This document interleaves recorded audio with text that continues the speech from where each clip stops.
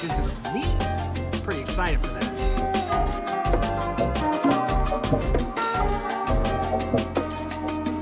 Bacon.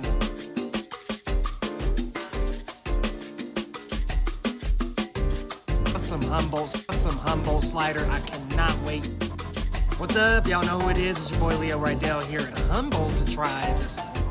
This is Daily Blast Live. We're talking about what you're talking about. It's because everyone's talking about this. Always live, always real, always unpredictable. I think that's taking it to another level. Yeah. Log on and join our live conversation. He said this as we were coming on TV. DBL starts right now. 3, 2. Welcome to Daily Blast Live. It's Tuesday, May 28th. We are live, and we're talking about what you're talking about. Right now, I'm here with Erica and Brandon. I'm Jeff. Let's get to it, guys. This just in, we've learned Game of Thrones star Kit Harington is in a rehab for stress and alcohol use.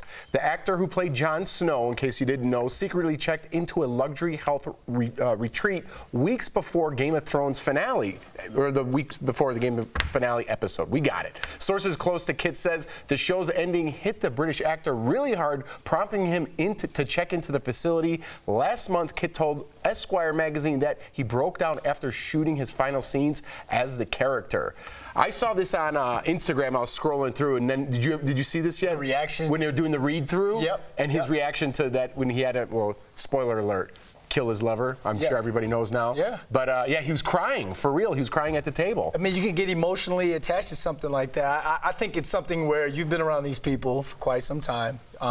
You all have seen each other's ups and downs and the rise of each other's career because they're all moving on to do some great things. So we saw Michael B. Jordan do it after Black Panther. Maybe, I don't know if it was because Kit had to take himself into a dark place to be Jon Snow. Yeah. But remember Michael B. Jordan was saying after playing Killmonger, he had to go in there just to refine himself, that sort of thing. So, I mean, I have no problem with it. I know that the tabloids want to jump on it, but like we said, we like it when these celebrities or just people in general take some time to themselves before they go on. So. Well, I was interested in getting your take on it because as an athlete, I know that when you know that you've been on the field for the last time, there is a grieving process, and it's not just for the athlete, it's for the entire family, and that's a really hard adjustment to make. But what I find interesting is that no one knew about it for so long, which tells me that he has done a really, really great job of insulating himself with people who he can really trust and count on, because the moment that he was one of the most successful or popular names, at least iconic, in right? entertainment, Yeah, for sure. and no one knew he was in rehab. So good on him for finding his people and keeping his circle really close. Yeah, and good on him for putting it out there and coming clean. And I wish him all the best. Absolutely. All right, guys. Basketball player Lamar Odom nearly died from an overdose back in 2015 at a Nevada brothel. He's opening up about this scary ordeal in his new book called Darkness to Light. Today, he's stopped by The View, claiming the owner of that brothel, the now deceased Dennis Hoff, tried to poison him. Let's watch. You OD'd pretty much and almost left the planet. Dennis Hoff, I don't know what he had against me, but I didn't do drugs that night, to be honest with you. Right. So I don't know if he tried to poison me or, I don't know what he had against me. Fatigue or the wrong. Nah. Do you think he poisoned? He tried to kill me. Lamar also reveals intimate details about his struggles with addiction and his turbulent divorce from Khloe Kardashian. He says during one drug-induced frenzy, he threatened to kill her. Wow. Before he was on The View, he sat down with Good Morning America to talk about Khloe. Let's watch. I'm pretty sure she had to be scared at that point in time. I'm thinking about it now, like, I couldn't believe how I was treating that queen like that. Have you apologized to her? I don't think I have. Do you feel like you owe her an apology? Yeah, her and her family, an apology. Big time. And Lamar said he hasn't touched cocaine in a long time and still drinks alcohol on occasions and smokes marijuana. Wow. I thought your take on this was interesting about what you would have needed from this book in order to feel like it truly was taking you from the darkness to the light. Right. So I was saying earlier that I think he's kind of exploiting the Kardashians in some sort of way, which is kind of ironic. People have that take about the Kardashians themselves. That's not either here nor there. But my take on the book would have been, if you would have had this near-death experience, because that's exactly what it is. He almost died, and then totally transformed his life into positivity and like, I really enjoyed just a car ride down the coaster, whatever it may be, and starts talking about his life, how he's doing a complete 180 from what he was doing before. I would buy this book. I'd get it as an inspiration of what I want my life to be like. But if you haven't completed the process and you're still drinking and smoking weed, what am I reading about you? But I don't think it's a self-help book like that. And Erica, I want to get your take on it. Well, I don't know if it's self-help, because it doesn't come across as somebody who is trying to testimony teach in a way of I did this, don't do this type thing. Yep. It's more of for a long time, the entire narrative was dictated by the Kardashians, to be honest about it. The whole thing. I mean, from the reality show to the press releases, no one was talking about it except for them. Now you have a situation where, for starters, I would like to see him show that same amount of concern for his first wife and his adult daughter. He also shared a young son with his first wife who passed away before he was a year old. So I'm curious to know how she's feeling and all the resources and how much apathy and empathy people have for her. But also the whole thing with Dennis Huff, I spoke to Dennis that morning. This is interesting. And this was right after this all went down. The only people who were commenting on it was TMZ. We were actively reading TMZ. Dennis called onto my radio show at the time and gave his account of what happened. And he seemed like, one thing about Dennis Hoff, people can say a lot of things about him. I've spoken to him at every single radio station I've ever worked at. He wasn't exactly shy when it came to media. He's almost a person who is too honest. Like, he's going to say more than the truth. So the idea of someone trying to actively kill one of their celebrity clients makes it seem to me like Lamar might still be a little out of touch with the truth. That's what it seems in like my to me. opinion. And I think Lamar is a good guy on the deep. Yeah. I just look at, like you were saying, like you looked at the book, you're not going to read it because he didn't say he's going to go down the coast or anything. I look at it, people are going to pick that book up, go through it and see what he has to say about the Kardashians. I think that's why he got on The View, Good Morning America, whatever it is, DBL, if we decide to book him for here. Everyone wants to hear about the Kardashians. They want. You're right. That's what I think. That's why I think he's exploiting them in a way, just in my opinion. All right, guys, we're going to switch gears here. The Spice Girls kicked off their new tour, but some fans are demanding a refund. Let's get over to Stephanie Jones. She has the details coming in hot. They better not be asking for a refund, because I'm not happy about that. No. The group was back on stage in Dublin, Ireland. I'm furious at that comment, but okay, not everyone had a good time because the sound quality was apparently not up to standard. We've got a clip. Let's have a listen.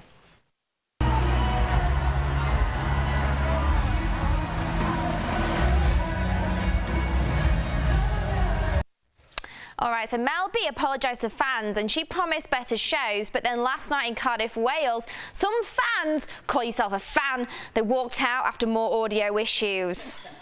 Yeah. Not good, Steph, not good. All right, guys, let's squeeze this last story in. A lot of Ariana Grande fans aren't feeling her new wax figure, or Madame Tussauds wax figure. We all know what that is. It's in London. It looks like her. There it is. Wow, that's not the best. Take a look. This is one of the, it's not, well, it says it's one of the worst, but it's not the best. While the style might be spot on, many fans are saying the face is a total miss. Let's see a side by side here. Can we get that? Ariana did comment on a photo of the wax figure. Oh, wait, that's Raquel Villanueva. That's our own Raquel. Oh, thank you. Next. Wow. Raquel, that's a better. That does look. You look more like Ariana Grande than our wax figure does. I know, I'm actually telling Ariana right now, if she ever needs someone to stand in for her, like someone to go to the Grammys if she just doesn't feel like it, I'm your girl. I got you. You are so generous. I am. I'm kind like that. Yes, she is. She really is. Can you sing like Ariana? Oh, I can. But that's special. Ooh. Not now. Raquel can actually sing her little butt off. That was from Halloween, right? That was from Halloween, yes. All right. Well, there you go. Right. There you have it. I'm just saying, Raquel, Ariana better watch out. She should. Raquel is bad. Well, thank you, Raquel. We can't wait to see what you are this Halloween. This got us talking about some other bad celebrity wax figures. Check out this one of Beyonce. All right? Ooh, it's faced backlash for being too white and uncoordinated. Yeah, that's all right.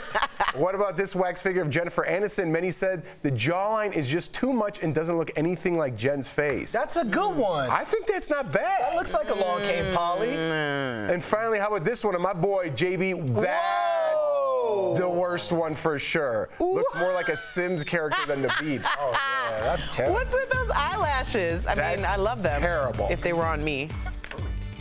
Terrible. Terrible. All right. We're going to go to Tease pretty soon here. There we are. DBL's Live will bring you breaking news as soon as it happens. Coming up, Sarah Jessica Parker is facing backlash for a Memorial Day tribute. The reason why people say she's being too politically correct. We share your DBL take next.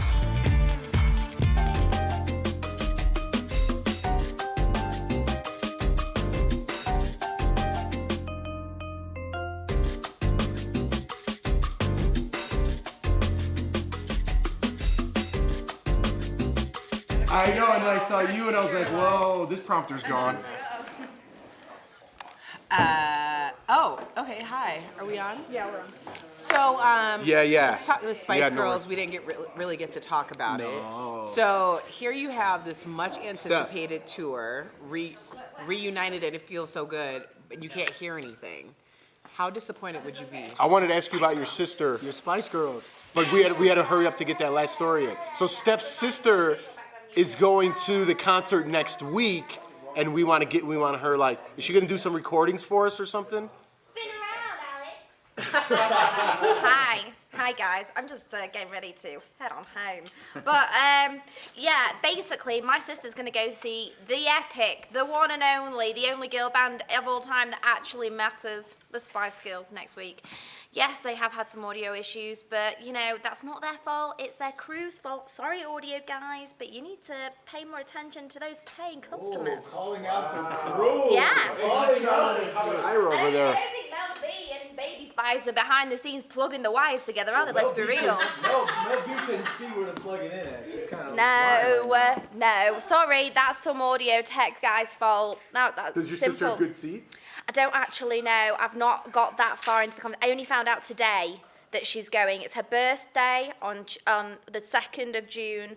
It's the Spice Girls are playing at Manchester Arena, God's country, with the Queens gracing it with their presence. It's going to be beautiful. Where are you going, by the way? I'm going to get changed. Just getting ready for after work rendezvous. Wow. Wait, we're all going. Rendezvous. Yeah, we're all going. We're all going. So I'm just getting ahead because we've only got one changing room and it's very small, and as you can see, there's a lot of us. So I like to run. Tell us where you're.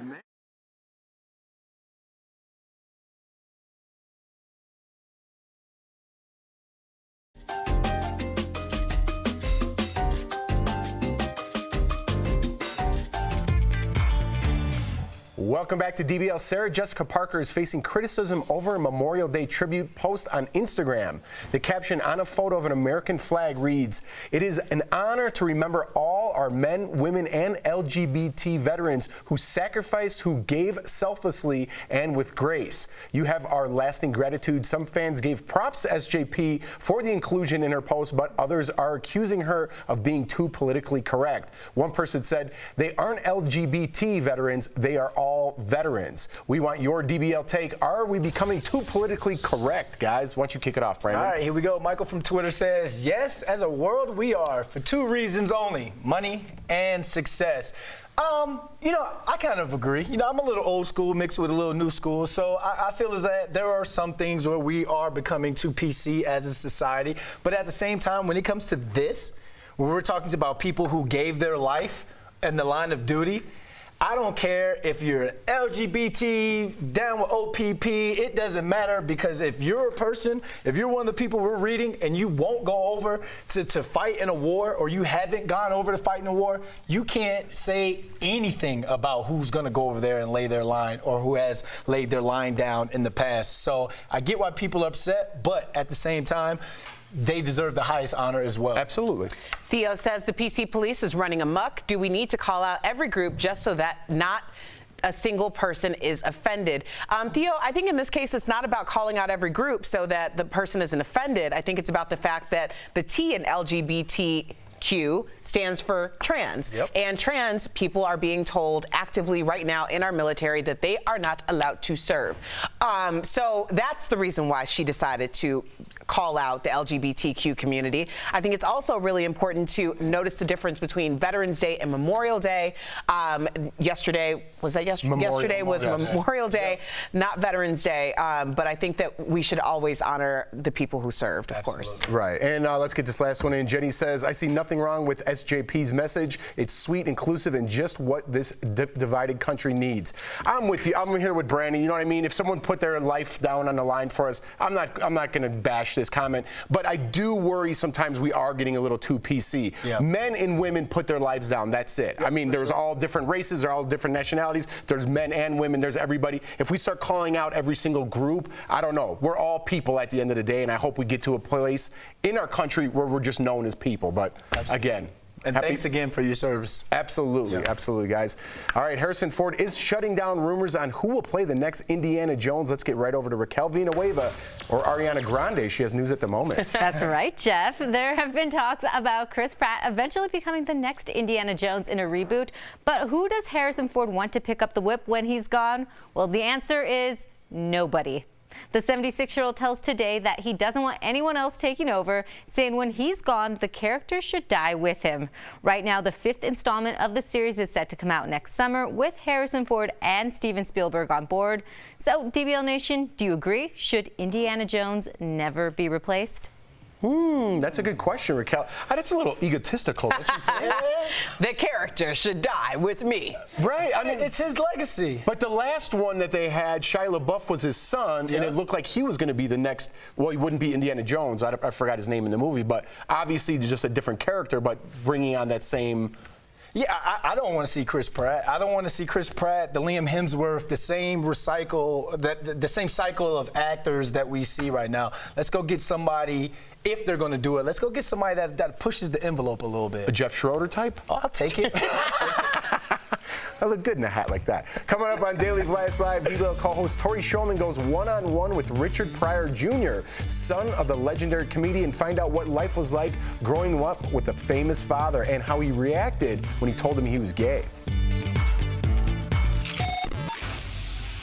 You guys, DBL Nation, I've been getting a couple challenges. How fast can you do your makeup? And today we're gonna find out. So I'm gonna start right away right now with a little bit of Tatcha Eye Pro Cream. This guy is going to help for brightening. This is what I use every single day instead of a concealer. It's gonna make sure that I look nice and awoke underneath my eyes.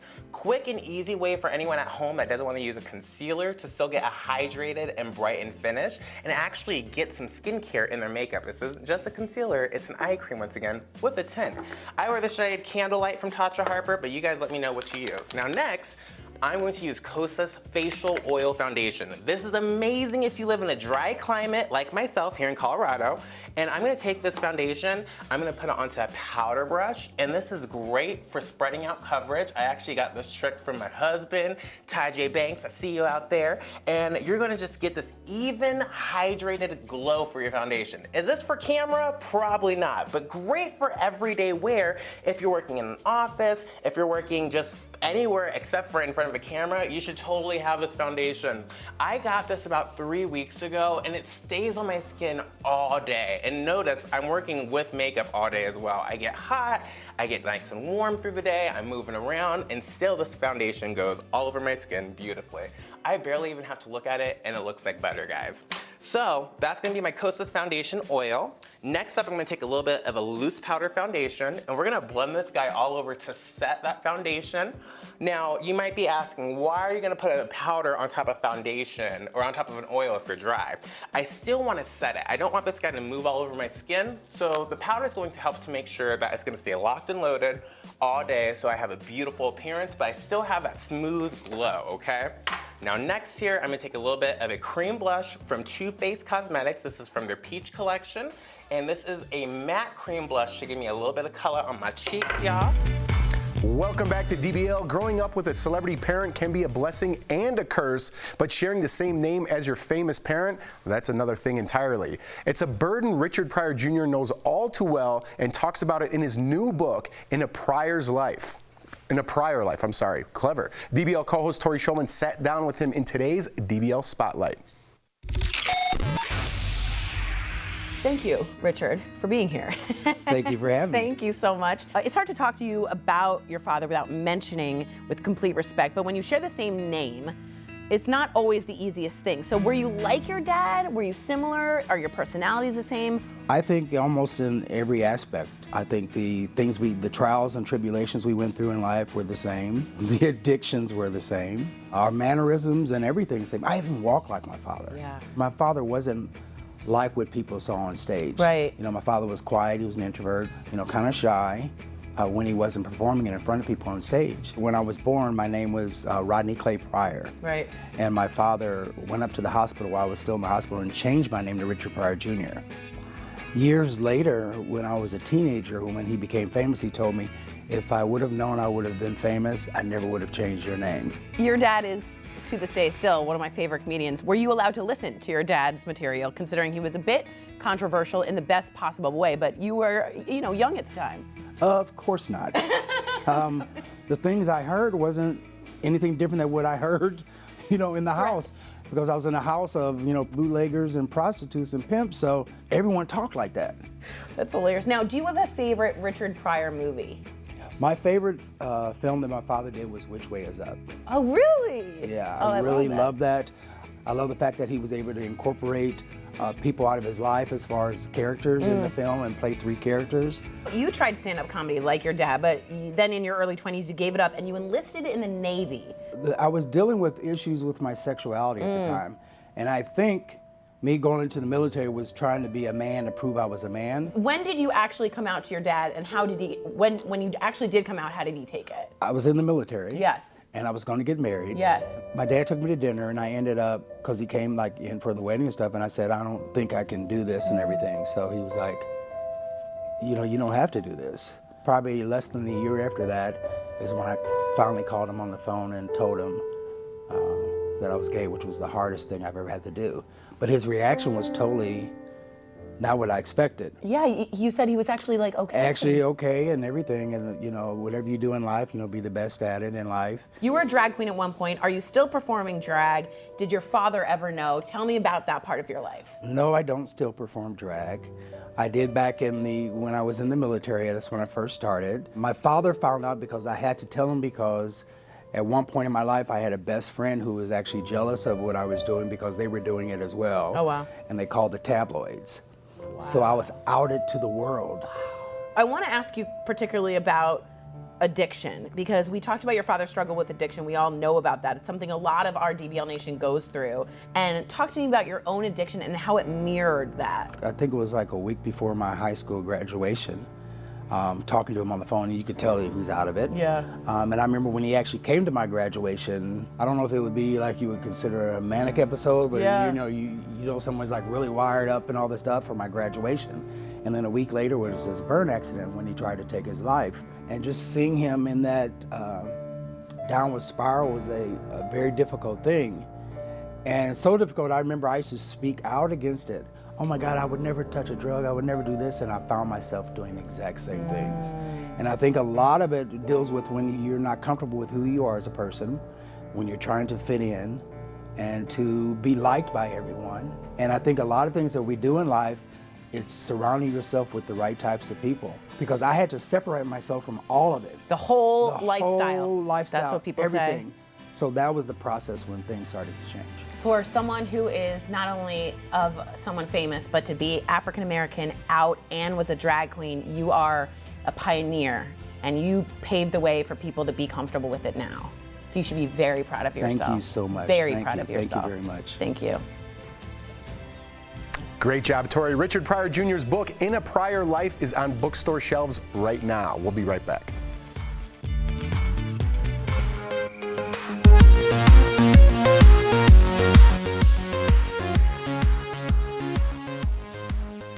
Hi, DBL Nation. Welcome back to Double Jump. I'm here with DBL co-host Stephanie Jones, and hey guys, we saw Aladdin together last night. Yep. And I thoroughly enjoyed the experience. I really like this adaptation of it. What do you think about it? Okay, I loved the storyline was very similar to the original. There was a few little twists and changes, a few added extra songs that were not in the original piece. Very true. But overall, I enjoyed it. Did I love it? And would I really rate it? Probably not. But is it worth a watch? Yeah, I'd say so.